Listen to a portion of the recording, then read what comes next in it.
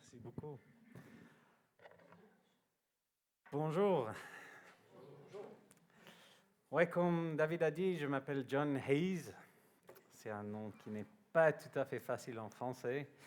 Normalement, on m'introduit comme John Hayes. Je ne suis pas habitué à cette prononciation, mais mes enfants ont commencé aussi à dire qu'il s'appelle Hayes maintenant. Mais à la base, c'est Hayes, qui est un nom irlandais, mais je viens de l'Afrique du Sud. Je pense que j'ai un PowerPoint ici aussi. Non, je sais pas. Ah ouais, trop bien. Ah ouais, voilà. Ouais, je viens de l'Afrique du Sud, mais en 2012, j'ai quitté mon pays, je suis allé au Brésil pour être un missionnaire, pour devenir missionnaire. Et c'est là-bas où j'ai rencontré ma femme Esther, qui est une Suissesse, elle a grandi à Saint-Léger, avec 2 parents zurichois.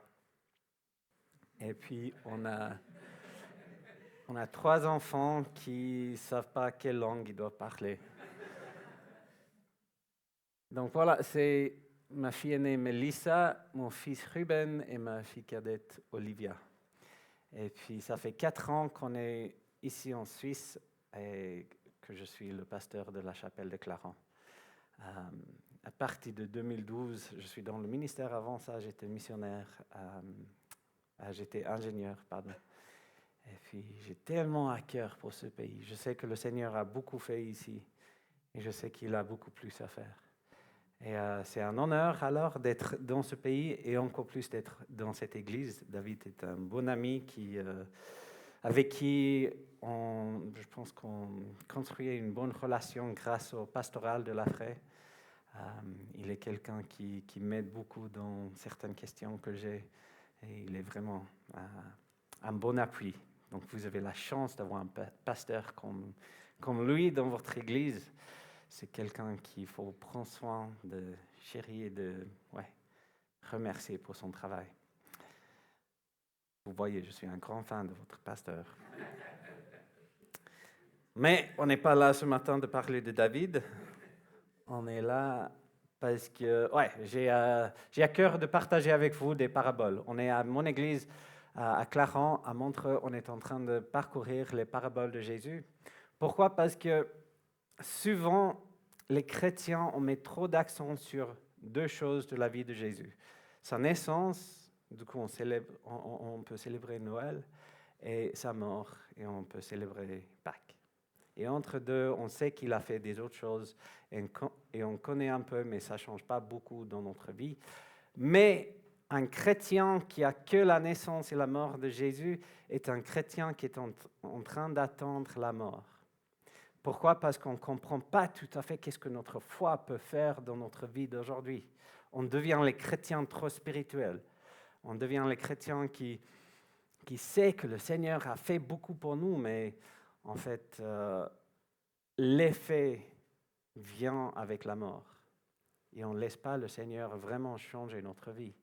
Pourtant, dans les 3 ans et demi de son ministère, Jésus a beaucoup enseigné pour que nous puissions changer notre vie complètement, pour que toute notre vie puisse être impactée par ses enseignements. Ce n'est pas que sa mort qui change nos vies, c'est aussi sa vie. Et du coup, j'ai à cœur avec vous de lire les paraboles peut-être les plus connues de Jésus, qui se trouvent en Luc 15. Donc si vous avez vos Bibles, on va les ouvrir à Luc 15. Aujourd'hui, on va rester dans ce chapitre et je vais prêcher de ce chapitre avec l'aide d'un livre qui s'appelle Prodigal God ou Dieu prodigue par Tim Keller. Je lis dans le second 21, à partir du premier verset. Tous les collecteurs d'impôts et les pécheurs s'approchaient de Jésus pour l'écouter. Mais les pharisiens, les spécialistes de la loi, murmuraient, disant « Cet homme accueille des pécheurs et mange avec eux. » Alors il leur dit cette parabole. « Si l'un de vous a 100 brebis et qu'il en perde une, ne laisse-t-il pas les 99 autres dans le désert pour aller à la recherche de celle qui est perdue jusqu'à ce qu'il la retrouve ? Lorsqu'il l'a retrouvée, il la met avec joie sur ses épaules et de retour à la maison, il appelle ses amis et des voisins et leur dit « Réjouissez-vous avec moi, car j'ai retrouvé ma brebis qui était perdue. » Du même, je vous le dis, il y aura plus de joie dans le ciel pour un seul pécheur qui se repent que pour 99 justes qui n'ont pas besoin de changer d'attitude. Ou bien, si une femme a 10 pièces d'argent et qu'elle en perd une, ne va-t-elle pas allumer une lampe, balayer la maison et chercher avec soin jusqu'à ce qu'elle la retrouve? Lorsqu'elle l'a retrouvée, elle appelle ses amis et ses voisines et dit « Réjouissez-vous avec moi, car j'ai retrouvé la pièce que j'avais perdue. » De même, je vous le dis, il y a de la joie parmi les anges de Dieu pour un seul pécheur qui se repent. Verset 11. Il dit encore, « Un homme avait 2 fils. Le plus jeune dit à son père, « Mon père, donne-moi la part de l'héritage qui doit me revenir. » Le père leur partagea alors ses biens. Merci Seigneur pour ta parole. Merci Père que par ta parole il y a la vérité, par ta parole il y a la puissance. Et par ta parole, on peut comprendre notre salut, on peut comprendre notre relation avec toi. Et je prie que par ce message ce matin, tu puisses nous parler à travers ton esprit et que chaque personne qui est à la recherche de toi, chaque personne qui a besoin d'un touche divin ce matin, puisse entendre ta voix et recevoir de ta part ce qu'il cherche. Et je prie que nous puissions tous comprendre à quel point on est précieux dans tes yeux, que tu as tout fait pour nous amener dans la vie éternelle. Et c'est un cadeau de ta part qu'on peut recevoir librement grâce à la croix. Dans le nom de Jésus. Amen. Comme je l'ai dit, ce sont des paraboles qu'on connaît, je pense, j'espère. Mais c'est très important de mettre ces paraboles dans le contexte. Et le contexte se trouve dans les premiers 2 versets. Le contexte se trouve quand il y a une confrontation avec les pharisiens et les professeurs de la loi, les spécialistes de la loi qui avaient un peu la peine avec la façon de Jésus qui passait son temps avec les pécheurs. Ils voyaient ça, donc il y a ces deux parties. Il y a les spécialistes de la loi, les pharisiens, il y a les pécheurs, les collecteurs d'impôts.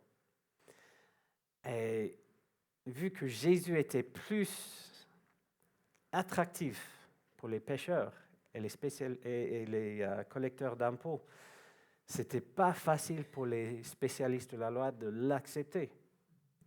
Ils étaient là comme, mais je ne comprends pas ce qui se passe parce que c'est nous qui connaissons la parole, c'est nous qui connaissons la Bible. Donc le fait que ces gens qui viennent jamais à notre église sont attirés par Jésus, ça veut dire que Jésus est en train d'enseigner quelque chose qui n'est pas biblique.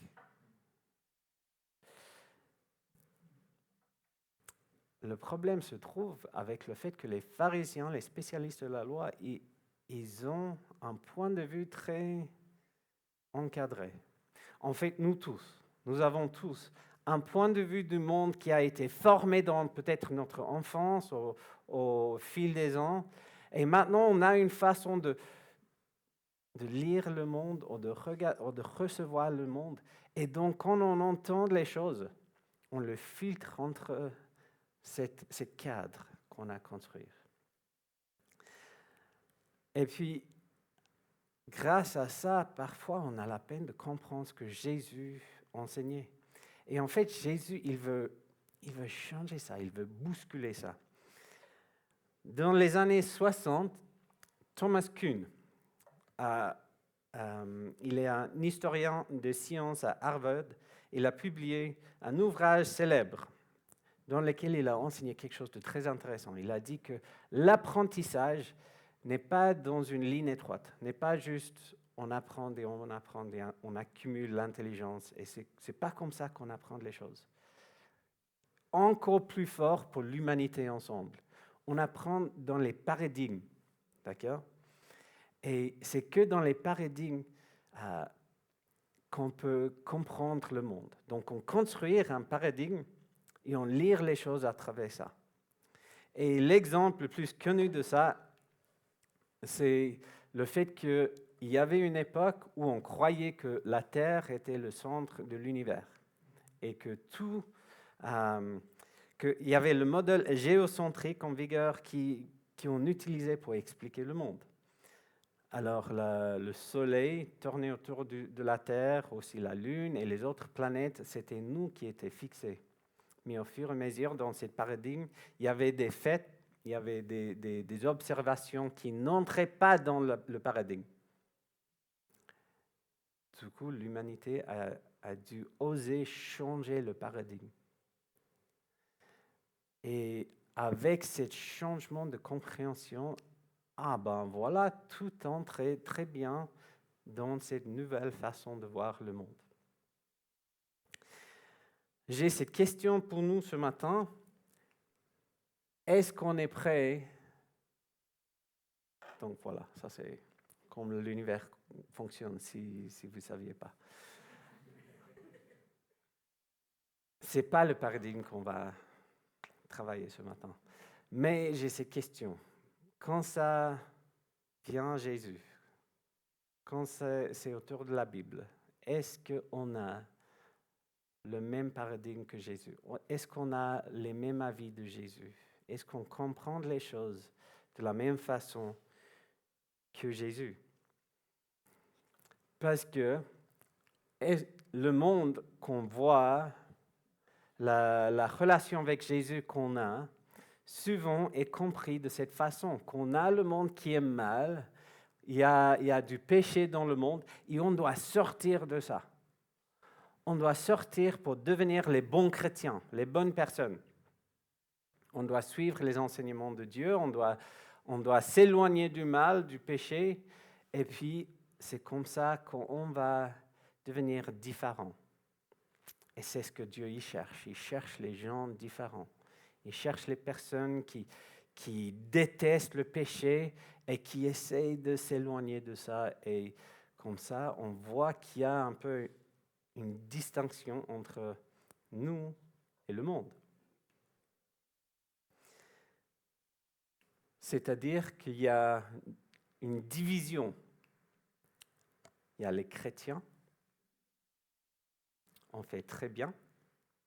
On suit le Seigneur, on lit la Bible, on prie.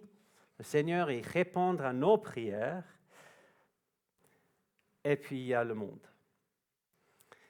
Et le monde fait ce qui n'est pas bon. Le monde, il se trompe, ils font des bêtises en tout temps. Et ils doivent s'arrêter, quoi. Ils doivent apprendre que la parole a une meilleure façon de vivre. Mais le problème, c'est que si on va parler avec eux, tu sais qu'est-ce qu'ils vont dire? Ils vont dire qu'en fait, c'est le contraire. Que c'est eux qui sont sur le bon côté. Et le problème avec le monde, c'est le reste. C'est si tout le monde vivait comme moi, en étant chrétien, croyant ou non, si tout le monde pouvait juste seulement vivre comme moi, alors le monde serait une beaucoup meilleure place. C'est ce qu'on croit tous. C'est le paradigme qu'on a tous. Mais ce n'est pas ce que la Bible nous enseigne. Pas du tout. En fait, la Bible nous enseigne qu'il n'y avait qu'un seul qui était bon. Il n'y avait qu'un seul qui était bon. Et le reste de nous, on est ensemble dans le péché. On est tous dans le péché, on se trompe tous. Et du coup, ce matin, j'ai 3 choses à discuter avec vous par rapport à qu'on trouve dans ces 3 paraboles. C'est le fait qu'on est tous également perdus, on est tous également valorisés et on est tous également sauvés. Et c'est seulement en comprenant notre état perdu qu'on peut comprendre ces 2 choses qui suivent. Et ça se voit dans cette parabole du fils prodigue. Parce que dans le fils prodigue, il y a 2 personnes. Dans les autres paraboles, il n'y a qu'une chose, la brebis et puis la pièce. Mais dans le parabole des 2 fils, il y a les 2. Et Jésus, il parlait à deux parties aussi. Il parlait aux pécheurs et il parlait aux pharisiens. Et il y a deux fils dans la parabole. Qu'est-ce que ça veut dire? Peut-être ça a lien les uns avec un fils et les autres avec l'autre fils. Mais ce qui est très intéressant, c'est qu'à la fin de la parabole, les deux sont séparés de Dieu. Et pour comprendre ça, il faut qu'on change notre compréhension des pharisiens. Les pharisiens, ils n'étaient pas les pires des personnes. Ils n'ont pas une bonne réputation dans nos églises aujourd'hui. Pour une bonne raison, je suis d'accord. Mais en fait, les pharisiens étaient ceux qui cherchaient à garder la parole. Ils avaient à cœur de rester fidèles à la parole.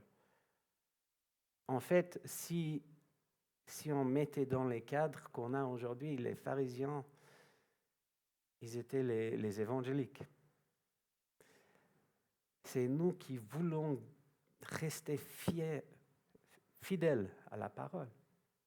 Nous voulons garder la parole de Dieu comme priorité dans nos vies et c'est exactement ce qu'ils essayaient de faire. Donc, dans cette parabole, on se trouve, nous aussi. D'accord? Alors, allons-y dans les 3 points, parce que je vois qu'il y a des gens un peu avec peur. Premièrement, nous sommes tous également perdus. Nous sommes tous également perdus. Jésus est en train de redéfinir le péché, de redéfinir le fait qu'on est perdu. On a cette notion qu'on est en opposition du mal dans nos vies. Donc, nous croyons que le péché est l'opposition entre le bien et le mal, mais en fait, nous ne sommes pas des mauvaises personnes qui ont besoin d'être rendues bonnes. D'accord? On n'est pas des mauvaises personnes qui ont besoin d'être rendues bonnes. Dans ces 3 paraboles, nous voyons qu'on est perdu et on a besoin d'être retrouvé. On est complètement perdu et on a besoin d'être retrouvé. Et un des problèmes avec l'Église pendant les derniers peut-être 50 ans, ou même plus, je ne sais pas, j'ai que 41 ans.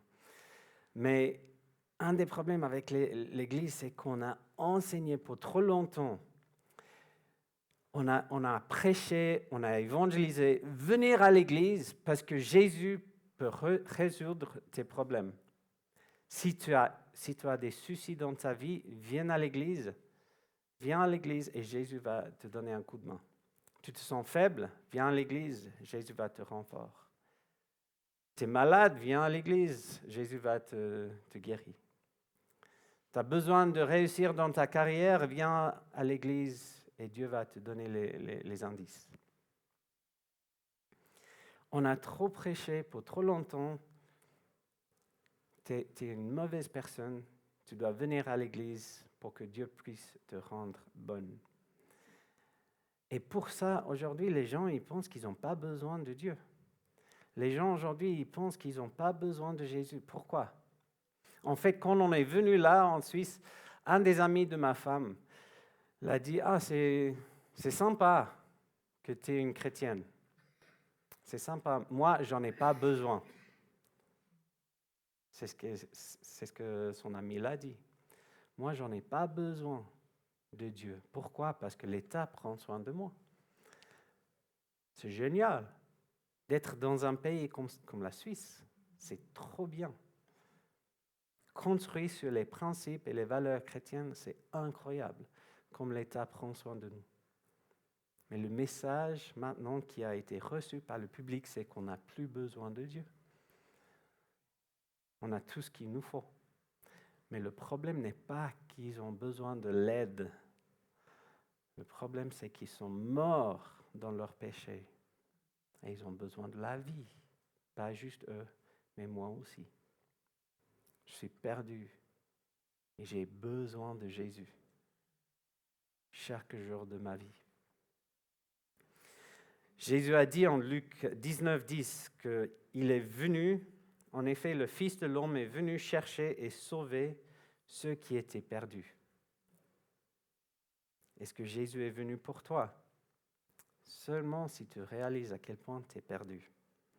Tel est le cœur de Dieu. En fait, même dans l'Ancien Testament, en Ézéchiel 34, Dieu a dit que le problème d'Israël était que les bergers ne cherchaient pas les brebis perdues et que les brebis erraient et devenaient des proies.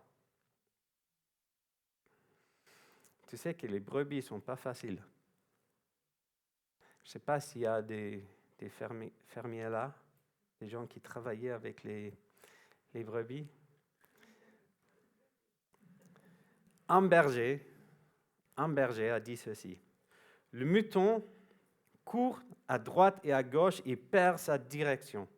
Et quand on la trouve enfin, il est difficile de la rassembler et de la ramener à la maison, à moins d'avoir un chien pour l'effrayer. La brebis perdue court à droite et à gauche, et quand on la trouve, il faut la faire cesser. Vous devez la voir, jetez-la à terre, attachez ses 4 pattes, ses pattes arrière, mettez-la sur vos épaules et ramenez-la à la maison. Et la Bible dit qu'on est des brebis. À quel moment dans cette histoire est-ce qu'on a aidé Jésus pour aller à la maison? Qu'est-ce qu'on a fait pour mériter cet amour? Qu'est-ce qu'on a fait pour montrer le berger qu'on a de valeur, qu'on a bien fait et qu'il peut être fier de moi maintenant? Si on est des brebis, avec violence, ça peut être dit qu'il a pris la brebis, attaché les pieds pour l'empêcher à sortir, à courir, mettre sur les épaules et rentrer à la maison. J'ai rien fait pour être sauvé. Ça, c'est sûr. Si le Seigneur dit que je suis une brebis, alors ça, c'est une image jolie, parfaite de ma vie. Je vous le dis ça. C'est moi sur les épaules de Jésus. Je participe pas du tout. Donc, dans ces paraboles, Jésus essaye d'expliquer aux pharisiens qu'ils ont été perdus aussi. Mais aucun d'entre nous, on ne veut pas avouer qu'on est perdu. On ne veut pas avouer qu'on a besoin de l'aide, surtout en Suisse. On est fort, on arrive à faire dans nos propres efforts, merci. On sait faire. Mais en fait, on veut tous suivre notre propre chemin. On veut montrer que le chemin qu'on suit, le chemin qu'on trace est le bon. Nous voulons tous découvrir notre propre valeur individuelle. Et pas juste découvrir, mais montrer. Regarde ma valeur, regarde ma force. Et on finit tous par fuir le berger. Un troupeau de moutons est un troupeau de vagabonds. Aucun membre du troupeau n'est pas là parce qu'il est un bon mouton. Et peut-être tu es là ce matin en disant, mais pas moi, je suis un bon mouton. Je suis là à l'église, je lisais la Bible ce matin, même avant que je suis venu. C'est pas mal. J'ai prié pour ma famille toute la semaine. Je suis un bon mouton. Donc je sais que le Seigneur va répondre à mes prières parce que j'ai beaucoup fait cette semaine. J'ai même jeûné. Je suis en train de faire la carême. Ah, le Seigneur va répondre à mes prières. Mais les paraboles qu'on lit là, ils montrent qu'à l'occasion, on va s'égarer tout de suite de la voie préparée pour nous par le berger. En fait, avec l'occasion, la bonne occasion, on va courir, on va partir en courant pour suivre ce qu'on trouve de bien, pour chercher qui est fort pour nous dans nos yeux.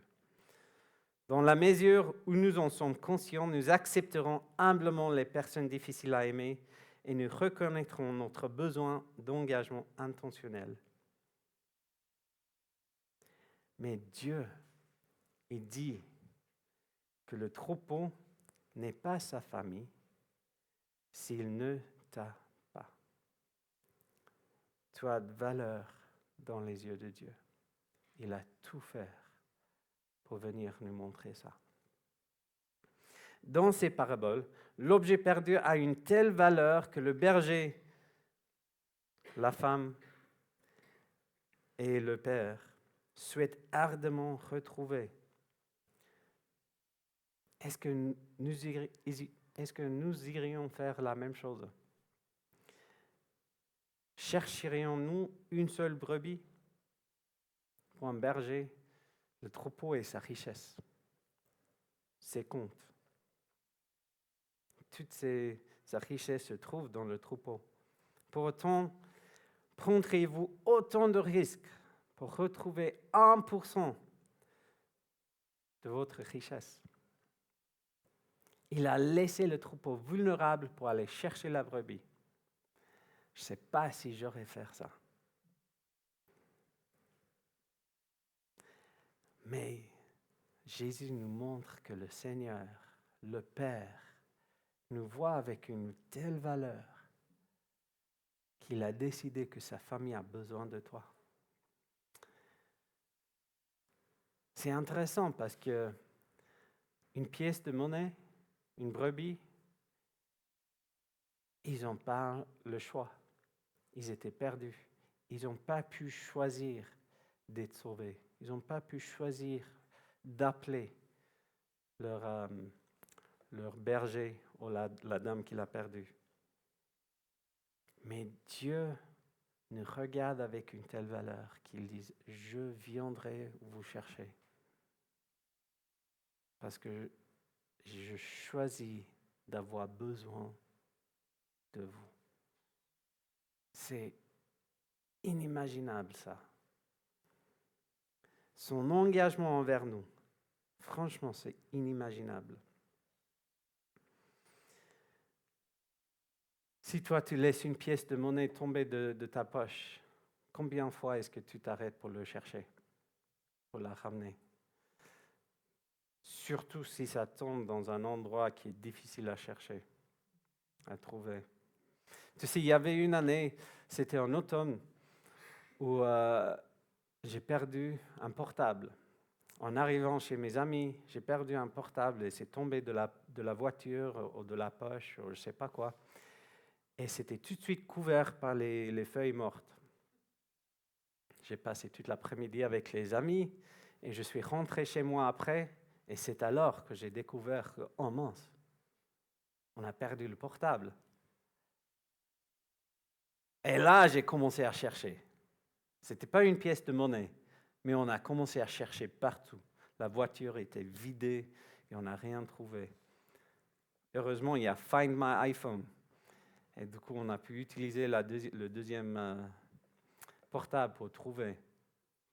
Et j'étais tellement soulagé de trouver caché par les feuilles. Pourquoi est-ce que j'ai fait ça? Parce que le portable avait une certaine valeur dans mes yeux. C'est pour ça que j'ai mis autant d'efforts d'aller trouver ça. Mais c'est un portable.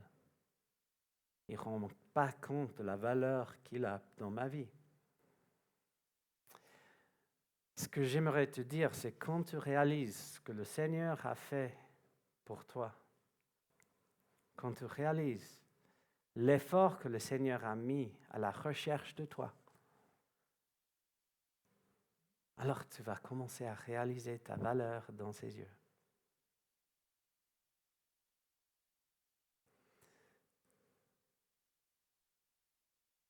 Mais c'est plus que juste ça. On a la même tendance que les pharisiens. On aime de mettre une valeur sur les autres par rapport à leur contribution qu'ils nous donnent. D'accord? Donc, si tu rencontres quelqu'un que tu ne connais pas, il y a cette question qui n'est pas tout à fait consciente ou même intentionnelle. Mais il y a cette question, qu'est-ce que cette personne peut m'apporter? qu'est-ce que cette personne peut faire pour moi dans ma vie? Et souvent qu'on voit que cette personne ne peut me rien apporter, on la laisse un peu à part. On ne met pas beaucoup d'efforts dans la relation. Mais Jésus est en train d'enseigner à ces pharisiens que même les pécheurs, ils ont une valeur dans les yeux de Dieu. Et cette valeur ne vient pas par leur effort, ni leur contribution, mais cette valeur vient des yeux de Dieu. Cette semaine, j'avais la chance d'aller dans une assemblée générale de Clarens, les associations d'intérêt, avec intérêt de Clarens. Ils avaient une assemblée générale. Normalement, je n'aime pas du tout le côté administratif des choses, mais j'ai trouvé la motivation d'aller. Et j'avoue que j'étais même en retard, tel était l'état de mon cœur, que je n'ai pas voulu aller, que je suis arrivé même en retard. Je suis entré dans la pièce, ils m'ont donné la feuille de signer. Et une fois que j'ai signé, le président a dit « Alors, il nous fallait 20 personnes d'avoir un quorum, et aujourd'hui, on est 20 personnes qui ont signé le papier. » Et j'étais là comme « De rien, mes amis. Quelle chance pour vous que je sois là. » Mais non, c'est pas ça. Mais pour moi, c'était un exemple de fait que ma valeur se trouvait dans l'ensemble.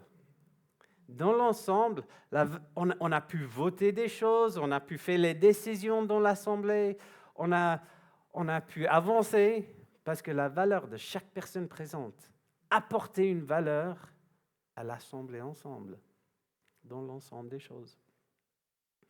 Et Dieu, il nous enseigne dans ses paraboles, Jésus nous enseigne dans ses paraboles la même chose pour toi. Tu as une valeur énorme dans ses yeux, mais cette valeur n'arrête pas juste avec toi. Cette valeur augmente encore plus dans le fait qu'il te place dans une famille. Il t'a mis dans cette paroisse-là, il t'a mis dans cette église pour une raison. Parce que tu as une valeur à donner, une valeur à apporter. Mes enfants, ils sont en train d'épargner de l'argent. J'ai un enfant qui veut acheter un vélo. Ce n'est pas tout à fait possible avec le porte-monnaie qu'il reçoit. Donc, on a un système des autocollants. Et il a un défi de ramasser 100 autocollants. Ça tombe bien pour les paraboles. Et une fois qu'il arrive à 100 autocollants, il va recevoir son vélo. Il doit faire les tâches tous les jours. C'est comme ça, ce n'est pas juste automatique.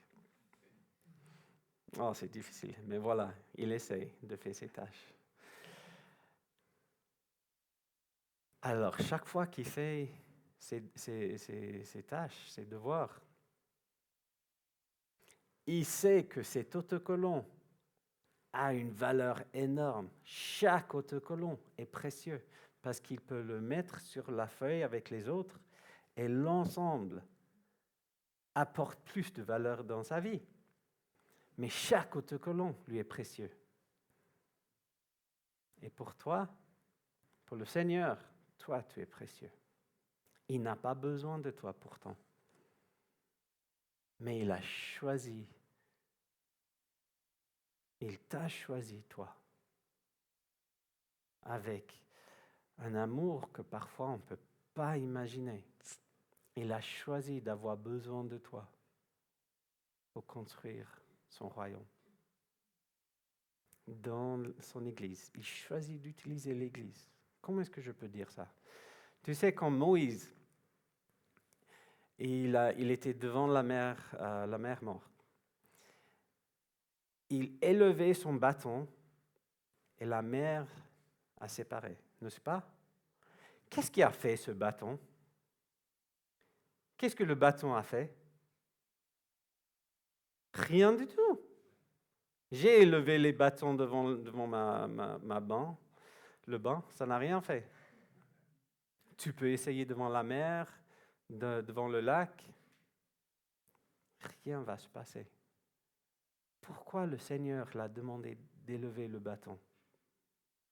Parce que le Seigneur a choisi d'utiliser Moïse. Il a choisi de nous utiliser, nous. Et parfois, on se sent comme ce bâton qui n'a pas du tout puissance, pouvoir. Mais avec le Seigneur, avec sa parole, avec cette réalisation que je suis choisi par lui pour faire quelque chose, on peut changer l'histoire.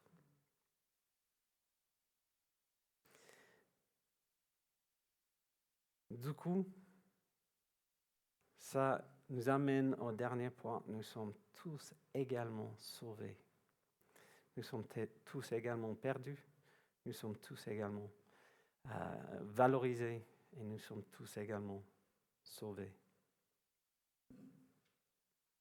Mais c'est qu'en réalisant notre état perdu qu'on peut réaliser qu'on a de valeur dans les yeux de Dieu et qu'on est sauvé par lui. Tu ne peux pas être sauvé si tu n'es pas perdu. Et je trouve trop souvent en tant que chrétien, j'oublie ça. J'oublie que je suis perdu. Et je pense que je me retrouve en lisant la Bible, en priant, en allant à l'église, en faisant des choses religieuses.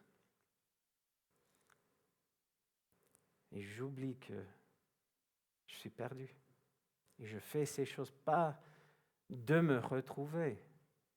Et je fais ces choses parce que je suis retrouvé par lui.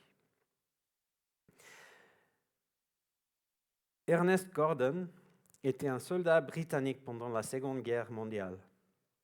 Capturé par les Japonais, il a été contraint de travailler avec des milliards d'autres personnes sur ce que l'on appelle le chemin de fer de la mort, qui longeait la vallée de la rivière Kwai en Thaïlande.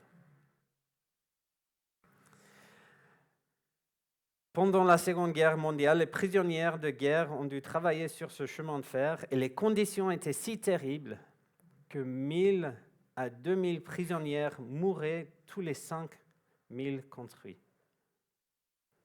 Les conditions étaient tellement mauvaises qu'Ernest Gordon, dans ses mémoires, a déclaré que les hommes s'égorgeaient tous les uns les autres. Ils sont revenus à la loi de la jungle. Parce qu'ils étaient juste traités comme des objets, ils commençaient à se traiter les uns les autres comme des objets. Il dit, la mort était partout et ses conditions s'aggravaient. Nos vies étaient empoisonnées par l'égoïsme, la haine et la peur. Auparavant, nous nous étions serrés les uns contre les autres à cause de nos peurs, croyant que l'union faisait la force. Nous avions encore un peu de considération les uns pour les autres et aujourd'hui, tout cela avait disparu, complètement balayé. L'existence était devenue si misérable. Les chances de survie étaient si grandes que rien ne comptait plus que de survivre. Nous vivions selon la règle de la jungle, les dents et les griffes, la loi de l'évolution de la survie du plus fort. C'était un cas de « je m'occupe de moi et au diable les autres ». Chacun était son propre gardien et toutes les contraintes de la moralité avaient disparu. Mais, un après-midi, il s'est passé quelque chose. À la fin de la journée, il manquait une pelle. Le responsable devient furieux. Il exigea que la pelle manquante soit produite, sinon il y aura des problèmes. Et comme aucun membre de l'escadron ne s'est porté volontaire pour dire qu'il avait pris la pelle, l'officier a sorti son arme et a menacé de tuer chacun d'entre eux sur le champ. Puis finalement, un homme s'est avancé. « C'est moi, je l'ai pris », dit-il. Le policier a rangé son arme, a pris une pelle et a battu l'homme à mort sur place.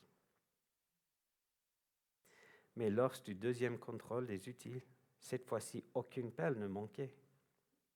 En fait, il y avait eu une erreur de comptage lors du premier contrôle.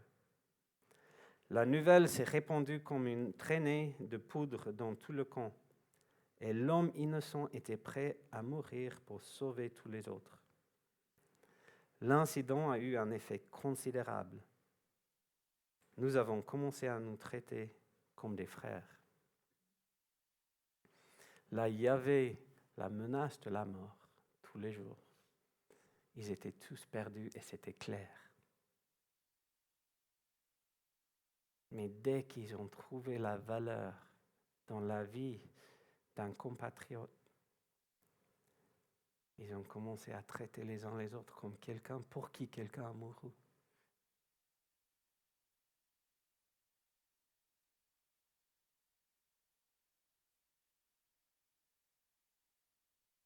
On appelle la dernière parabole la parabole de fils prodigue. Mais Jésus ne l'appelle pas ça. Jésus l'appelle la parabole des deux fils. Et comme j'ai dit au début, à la fin de cette parabole, il y a les deux fils qui n'entrent pas dans le festin. Il y a les deux fils qui sont éloignés du Père. Et en fait, à la fin du parabole, le fils prodigue, le fils qui est rentré dans le péché, le fils qui était plus loin de son Père, est plus proche de son Père à la fin. Et le bon fils, si on utilise les termes chrétiens, le bon chrétien, qui a beaucoup fait pour le Seigneur, qui a été à l'église chaque semaine, qui a lu la Bible tous les jours, qui participait dans la vie d'église. C'est lui qui n'a pas pu entrer dans le festin. C'est déjà terrible ça. Mais en fait, Jésus, dans la parabole, il dit, la raison pour laquelle il n'a pas pu entrer, c'est à cause de sa bonté. C'est sa bonté qui l'empêchait à entrer dans le festin. Sa bonté lui a apporté énormément d'orgueil, qui s'est considéré digne de tous les biens du Père.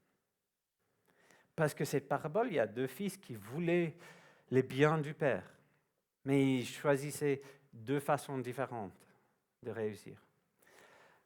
Le fils plus jeune, il a choisi de juste traiter le Père comme rien, en disant « donne-moi tout ce qu'il me faut et je parte ». Et l'autre a dit « je vais travailler et en travaillant à la fin, je vais recevoir tout ce qui appartient au Père ». Donc le problème des deux, c'est la même chose, exactement la même chose. Ils ont voulu les biens du Père sans le Père. Un chrétien n'est pas quelqu'un qui font ce qui est bon pour recevoir les bénédictions du Seigneur. Un chrétien est quelqu'un qui réalise que ce qui est bien est le Seigneur. Et c'est tout ce qu'on veut. Un chrétien est quelqu'un qui réalise j'étais perdu et maintenant je peux être retrouvé pour avoir Dieu. Dans les psaumes, c'est écrit « Fais-moi les délices de ton cœur et je te donnerai tout ce que ton cœur désire. » C'est un peu... Je trouve qu'il triche un peu là. Fais le Seigneur les délices de ton cœur. Une fois que le Seigneur est tout ce que tu désires, en fait, il va te donner ça. Et ton cœur va être rempli. Et je pense que ce matin, dans cette salle, il y a ceux qui croyaient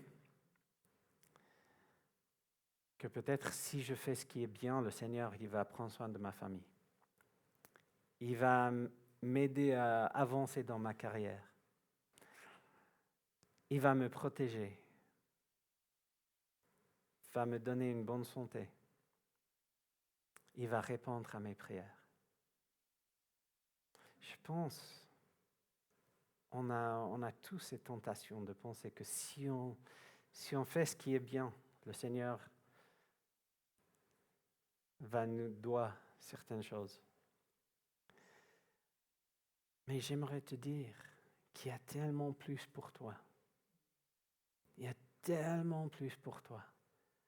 L'avenir est fantastique. Je suis convaincu. Et tu sais pourquoi je peux dire ça? Parce que si tu donnes ta vie à Jésus, c'est promis que l'avenir a la présence du Seigneur pour toi. Il n'y a rien de mieux que ça.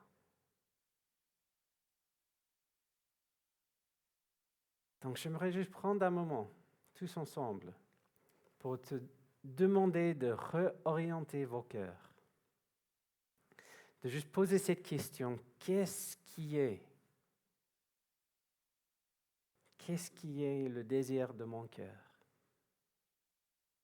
Est-ce que je suis comme les deux fils, ou est-ce que je réalise que comme la brebis, comme la pièce, en fait, je suis perdu. Et tout ce que je veux, c'est que le Seigneur me retrouve pour que je puisse être avec lui. Et je te garantis qu'il n'y a rien d'autre qui va combler ton cœur comme le Seigneur.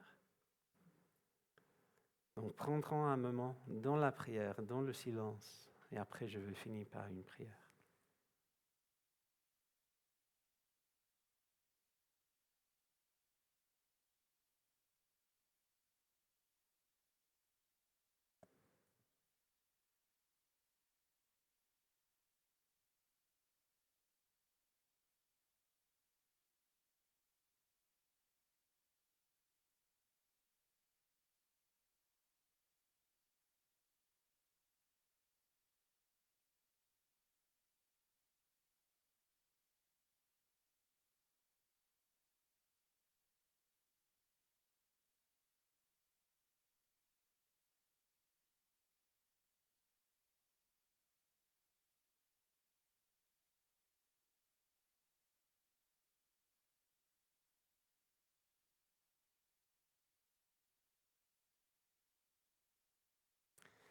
Oui, Père, tellement de fois, on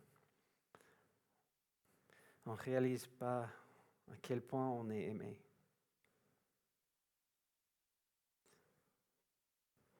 Tellement de fois, on se trouve dans la même position de frère aîné, en disant, à moi, on n'a pas quitté ta maison. À moi, on ne t'a pas abandonné. Aide-nous, Père, à rendre compte de notre besoin de toi. Je prie pour chaque personne dans cette salle, tous ceux qui m'entendent. Je prie que par ta puissance maintenant, par la révélation de ton esprit, nous puissions réaliser le salut offert par Jésus. Le fait que même en étant impuissant, tu vois une valeur en nous qui vient du regard du Père.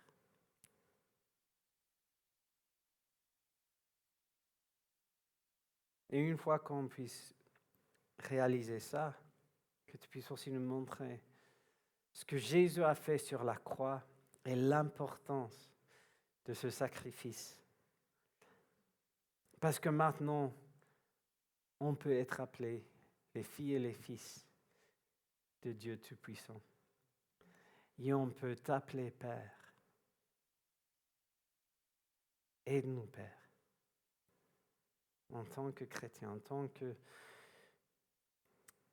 communauté de cette Église, de l'Église avec un majuscule, aide-nous à regarder notre vie comme sans valeur s'il n'y a pas toi au milieu. À réaliser que la valeur qu'il y a dans cette vie se trouve en toi. Et je prie que ton esprit puisse accompagner chaque personne dans cette pièce. Dans le nom de Jésus. Amen. Merci David.